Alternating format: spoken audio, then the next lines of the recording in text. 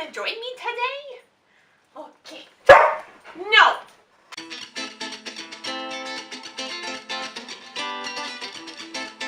Hey everyone, so Sebastian here wants to join us on camera today, but super exciting news. So for this weekly vlog, I decided I'm just going to update you on everything. And I'll probably be making a CPT video tomorrow, maybe? We'll see. But either way, so as an update. So this morning, finally took the exam for one of the CPT courses that I'm doing online. And I got an 84%. Woohoo! So I passed it. You needed 70% or higher to pass that course. If you didn't, you had to buy the whole course over again. And I didn't want to do that. So, super excited that I passed that course. Now I'm going to be moving on to the second CPT course, which is more practice. And I'm pretty sure, if I remember reading it correctly, we actually get to use an encoder. So I'm excited to use an encoder since I've heard about it, but I haven't been able to see the software, figure out how it works, how you use it, etc. All of the encoder software programs that I've found don't have a demo version, so I couldn't really test it out and see what it's all about. So the only place you'd see it is in the course if it offers that, or when you're actually on the job.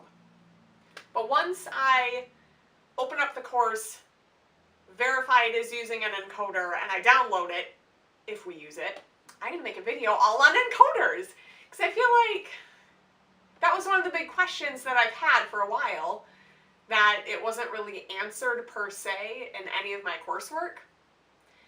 So I thought that would be a really good video topic once I have access to it. So let's keep our fingers crossed that the CPT course has an encoder, and hopefully that will fix some of the issues I have with CPT, because you're using an encoder to find the codes instead of going through the very confusing book.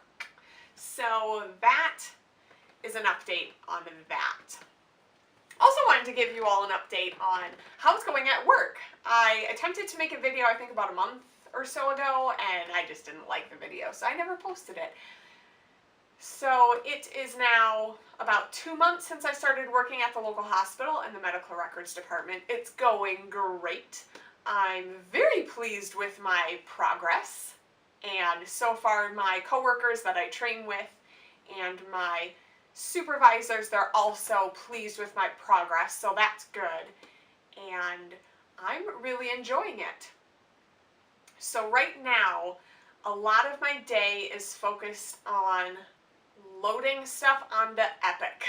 A lot with Epic and different types of medical record documents. So here's a brief overview of what I've been doing since day one to what I'm doing right now. So in my position at the very beginning, you go around to the different inpatient departments and get all of the hard copy records that are not scanned in on the floor. And we bring them back to our department and we scan them into the correct encounter, so then the doctors, nurses, etc. can have access to it.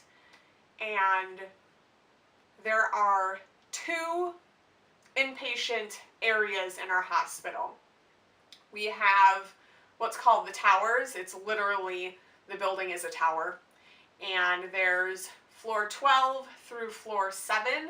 And we have to go up to each one and go around to each, essentially, room where they have the folders that have one side of the folder has all the stuff they're currently working on, and the other side is HIM pickup, Health Information Management pickup, so medical records. Everything on that right side, on the HIM pickup, we take and we go back to medical records. We prep it, sort it, so getting it into stuff that can be read by the barcoder, stuff that cannot, and then stuff that automatically gets checked or scanned into Epic. So I was immersed in figuring out the differences of each document, what each document is called per our barcoding and record-keeping system. And once I had a good idea on that, and I felt very comfortable with doing the rounds to the towers on my own, I did that for about a week by myself, And then I moved on to what we call NISLE rounds, because there's a building called NISLE. That's inpatient. So that is another one where you have to go to each floor, and then all of the records are on a turnstile. So it's super easy. You don't have to go to each room, but a turnstile at each nurse's station. And with the NISLE rounds, you're technically going to 3 separate buildings, even though they're all connected. Go to the north building, center building, NISLE building. Again, getting all those hard copy records down to medical records, scanning them in, etc. Once I had a handle on that and I was comfortable, then we did outpatient rounds. So that's what I'm currently working on. It's my second week of doing outpatient rounds, and it was a little overwhelming at first because our outpatient building is kind of confusing. So that has all physician offices and other clinics where the patients aren't technically admitted to the hospital. They're just coming in for an appointment or even day surgery. They're admitted during the day, they leave in the evening, that's it. So that's considered outpatient for our rounds.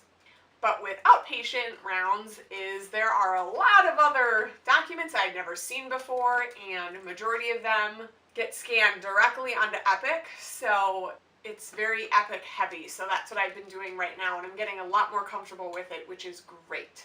So knowing the differences between each document and how they should be worded or defined on Epic. And also we have 2 floors for transplant, so all heart and abdominal transplant procedures, those have all other stuff, like a completely different process that I just started learning yesterday. And it's actually a lot of fun. I thought it was going to be very hard, but it's a lot of fun.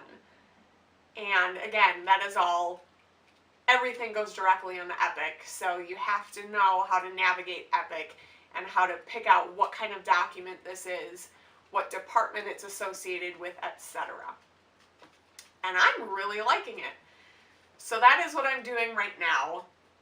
The scary part is, the next thing I'm going to be learning is everything with phone stuff. And when I say phone stuff, I mean when you get phone calls from other hospital facilities and they need access to the patient's records because those records are at our facility, the protocols for that, how to find all that, it's very scary because half the time I don't know what they're going to be calling about.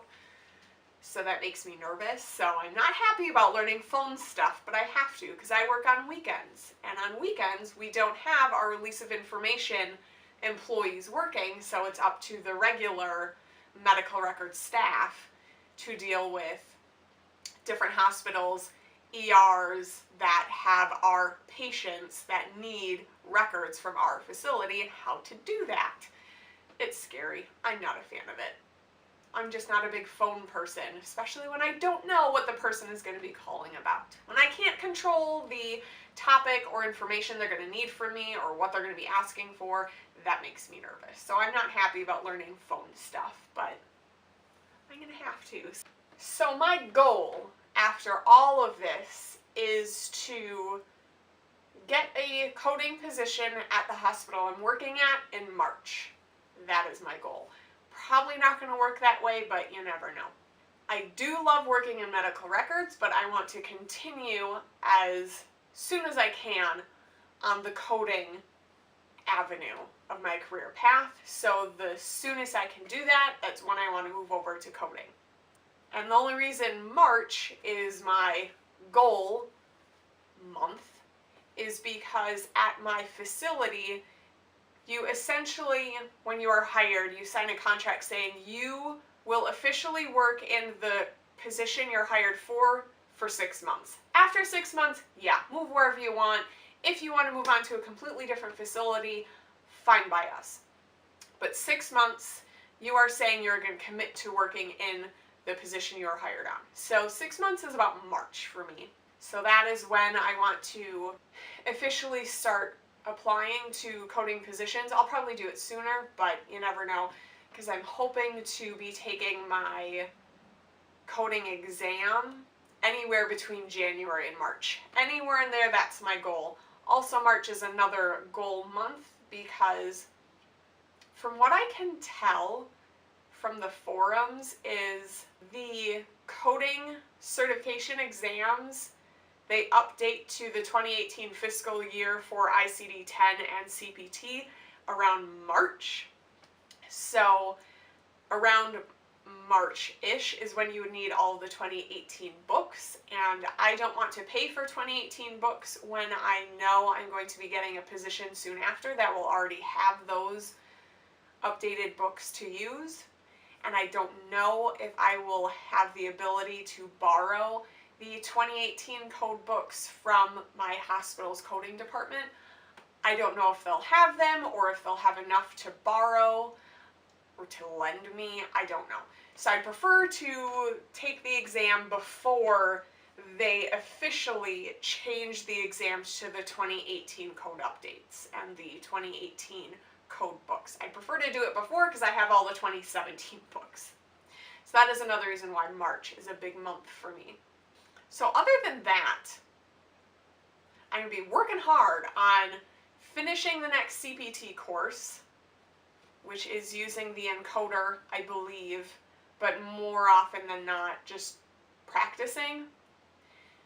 And then I saw there's a professional CPT coding course where it's all, again, practice, and then reimbursement. So my plan is to do the second CPT course, that professional coding course together, because it's all practice. I'm just going to keep working on all of that until it's done. And then the reimbursement course. And then I will officially be able to prepare and sign up to sit for the coding certification exam. So I'm excited. Hopefully I can get that done by January. That's my goal. So I have 2 months, and I'm pretty sure I can do it in 2 months and feel confident. I hope. So I'll keep you all updated on that, how that's going.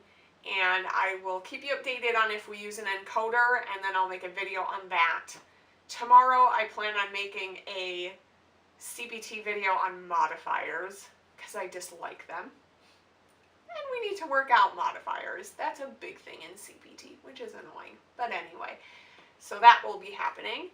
And I don't know what else we're going to work on for these videos, so we'll see. If you have any questions, etc., let me know in the comments. If there's any topics you would like me to cover, again, in the comments, let me know.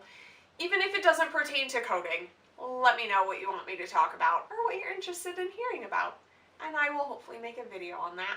You can subscribe to this channel if you want to learn more about coding topics like ICD-10-CM, ICD-10-PCS, CPT, or anatomy and physiology, how it pertains to coding, any of that. Subscribe. You'll get notifications on all the videos I make, so you're always in the know. And also like this video if you enjoyed hearing about what's going on in my work life and practicing coding life. And I'll see y'all later. Bye!